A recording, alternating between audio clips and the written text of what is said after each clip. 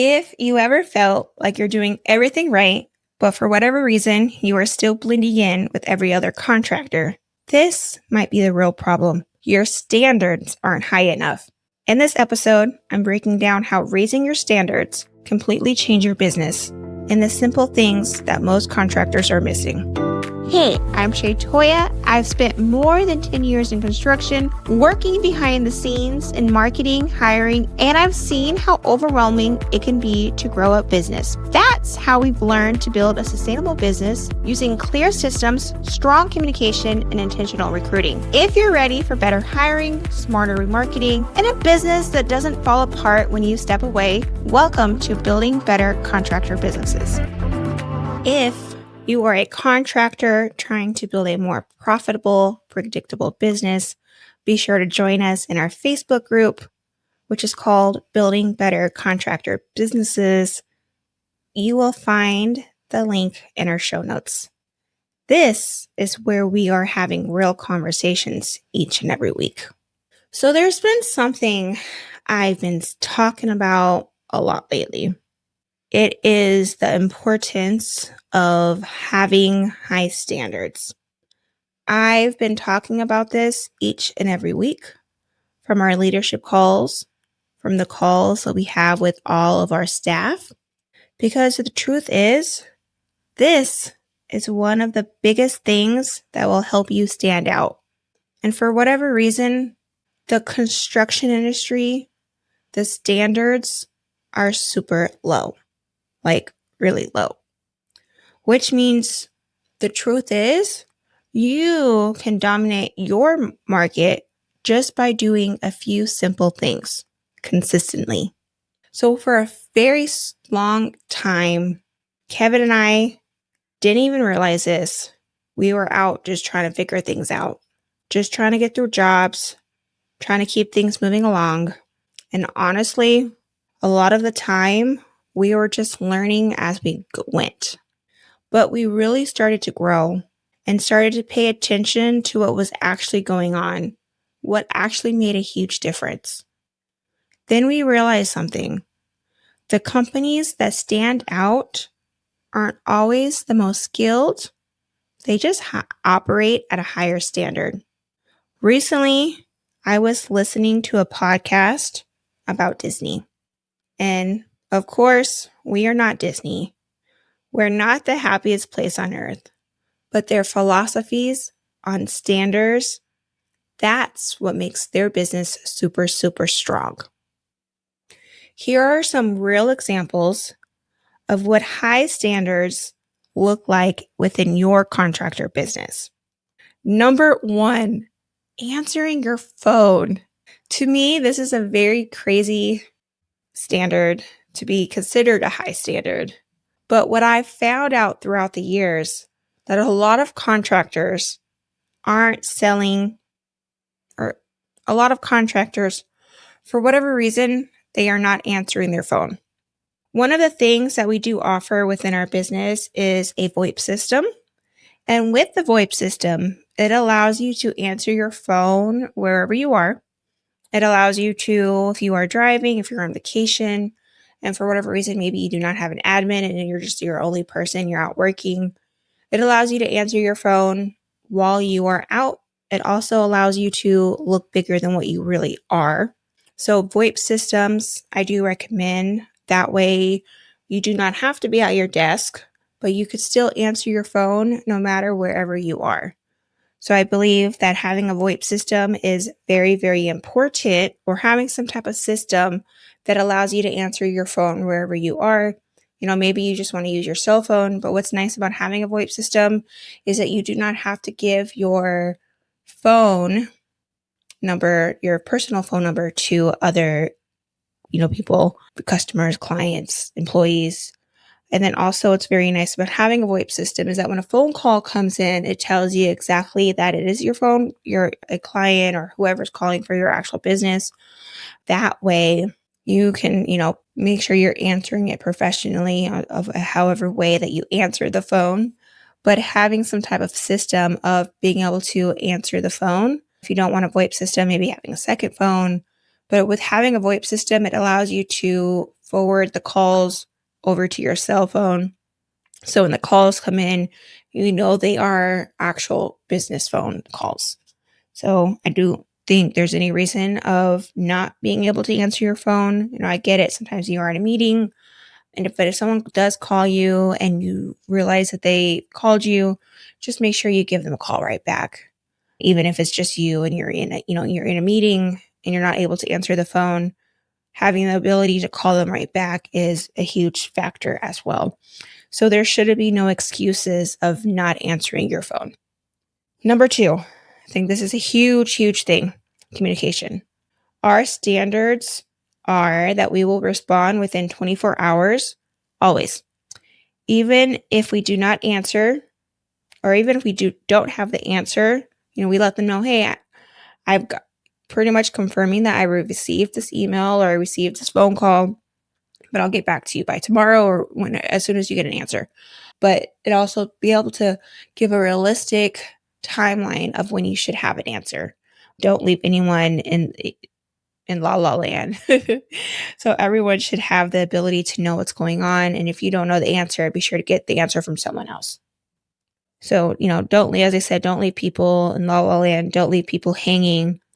Number 3 is job site presentation. So, this is cleaning after the job site. Right now we have our bathroom that's being remodeled. And one of the things that I am liking about the contractors who are currently remodeling our bathroom is that they're cleaning up after themselves. As you guys know, dust gets to be everywhere. So them just, cleaning up after themselves before they leave, it makes me very happy as a customer. So just making sure that you're cleaning up after yourselves. If you make a mess, clean it up. They're sweeping, they're doing all the things. And that way, even though they're in our home 5 days out of the week, 8 hours a day, it's not as bad because they're cleaning up after themselves. And it's not feeling like when they're not there that I'm having to clean up after them. So just the importance of cleaning up after yourselves. Also making sure that you're organized, your material looks nice, that you're not just throwing, like our contractors are currently working at the house. They're very good at making sure that everything feels organized, that nothing is just out and about, and the boxes look nice. They're not leaving anything in the bathroom or anywhere else that we have to pick up. So I do think that's very, very important. Your crew looks great. Every member should have a shirt that represents your business. I know in the past, we didn't really start offering team member shirts until, 3 months. And we realized that was a mistake on our part, after they've been with the company after their probation. But that was a mistake on our part because that's part of branding. And then everyone showing up with their shirts, makes the client customer feel, okay, they're here to work. So just making sure that they show up nice, making sure that they look professional. That makes people feel a lot better at ease when they see you come into the job site. Clean vehicles. When your technicians or yourself gets out of the car, there shouldn't be trash falling from the vehicle. So to me, this is very, very important as well. So, and people, they judge your business before you even speak. So if you show up like with your hair unbrushed, if you show up not with the best hygiene, if you show up, you still got crust on your face, like customers are seeing that. So just the importance of, showing up to the par. Number 4, another thing that I learned from the Disney philosophy is the difference of an onstage versus offstage behavior. So this one is very, very huge.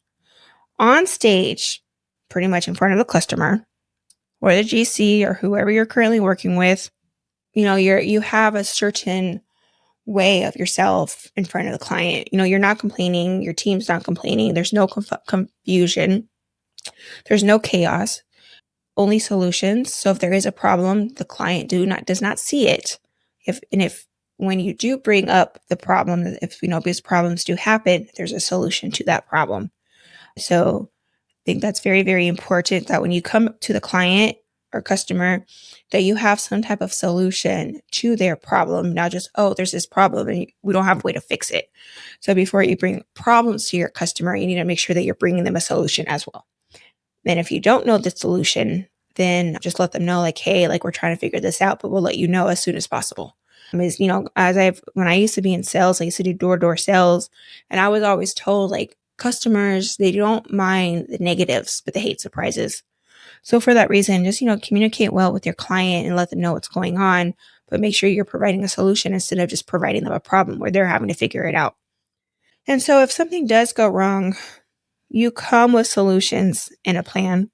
Customers, as I said, don't hate problems. They just hate surprises. And so number 5 is the show must go on. Things will go wrong, unfortunately. But your standards is you do not disappear. You communicate. You let your client know what's going on and you fix it. You provide a solution. Your reputation is built when things go bad. Unfortunately, we do not live in a perfect world where everything's just going to be wonderful all the time. And so for that reason, we need to make sure that we communicate with them and let them know, like, hey, this is going on, or we show up, we're confident, we show up, we're not chaotic. And that's going to help with your reputation. Number 6 is client experience first. So one of the things that we've been super, super focused on is same day communication, making sure we are setting clear expectations, letting them know, like, hey, this is, what our expectations are.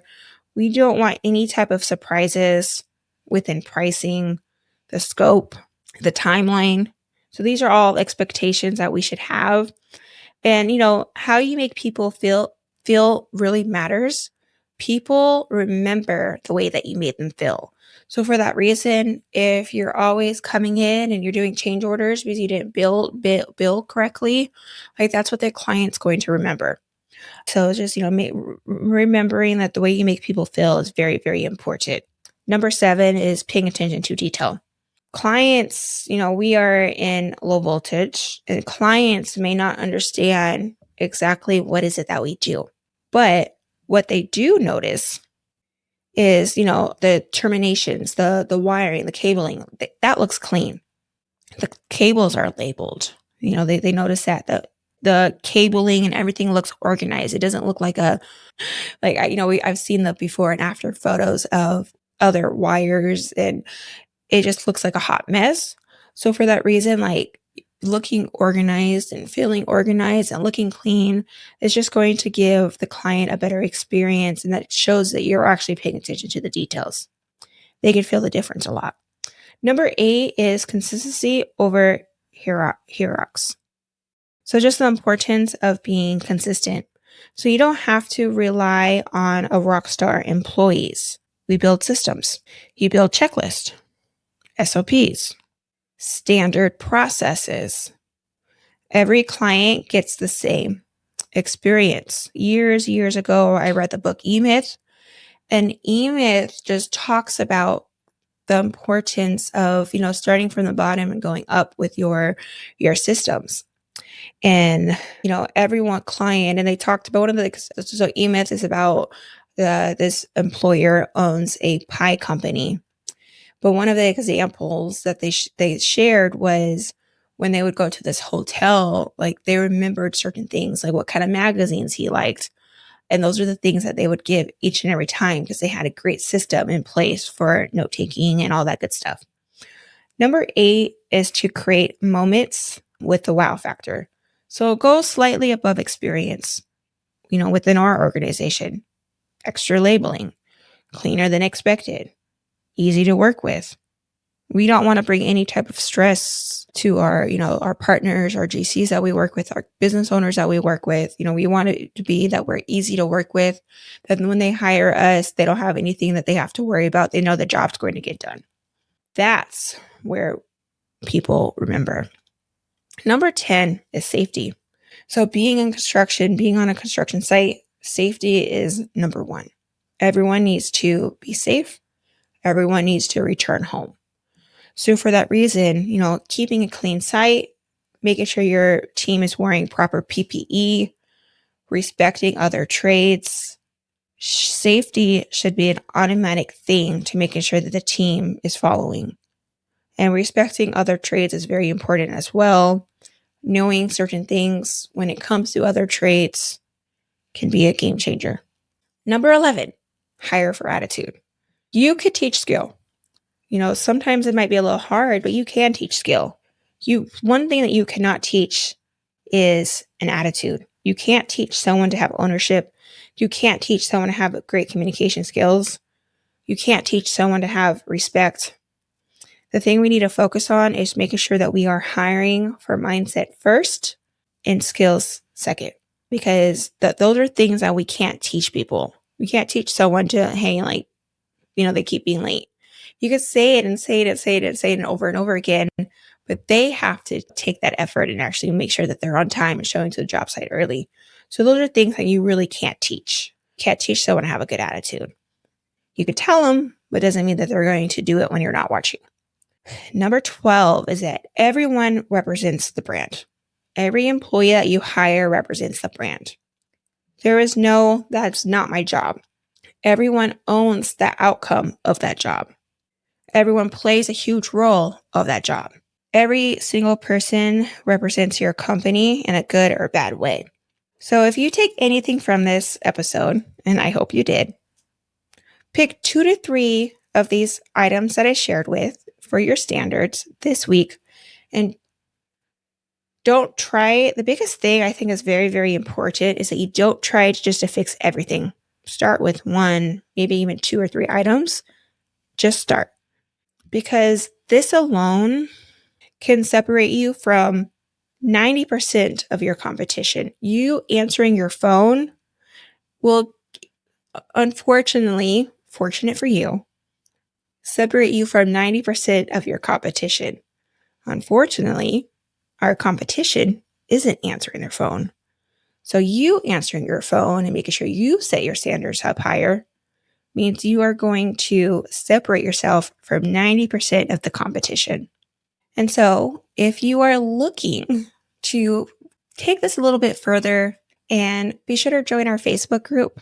Our Facebook group is going to allow you to ask further questions as well as build connections with other contractors. And our link is in our show notes. As always, if you are serious about building a better contractor business, come join us in the Facebook group. And let's keep building a better contractor business. If you believe that this episode brought you real clarity, be sure to share it with another contractor who also needs it. And if you want to keep this conversation going, be sure to join our community of contractors inside Building Better Contractor Businesses Facebook group. This is a community where we talk through the real problems that you are having in your business. The link will be found in our show notes. And remember, we are not just completing projects. We are building better contractor businesses. I will see you next time.